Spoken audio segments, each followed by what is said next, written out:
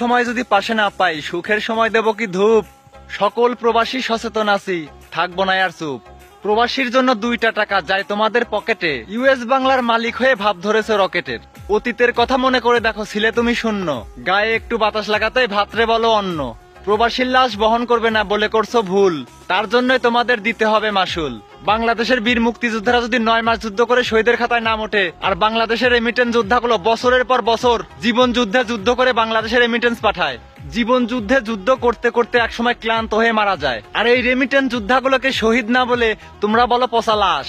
9 মাস যুদ্ধ করে যে সমস্ত শহীদরা মারা গেছে, প্রত্যেকটা প্রবাসী রেমিটেন্স যোদ্ধাগুলো তাদের থেকে কম না, আর তোমরা বলো সেই সমস্ত প্রবাসীর লাশগুলো তোমরা বহন করতে পারবা না। প্রবাসীর নিয়ে যাওয়ার সাবান শ্যাম্পু গুলো তোমরা বহন করতে পারবা, কিন্তু প্রবাসীর লাশ বহন করতে পারবা না। আর তোমাদের সেই ইউএস বাংলা এয়ারলাইন্সে আমরা কি হিসু করতে যাব?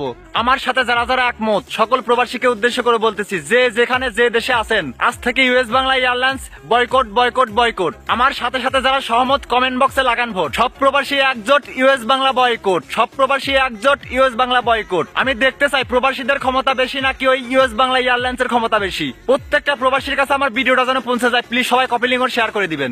আজ থেকে US Bangla boycott boycott boycott. সকল প্রবাসী আজ থেকে US Bangla boycott boycott boycott.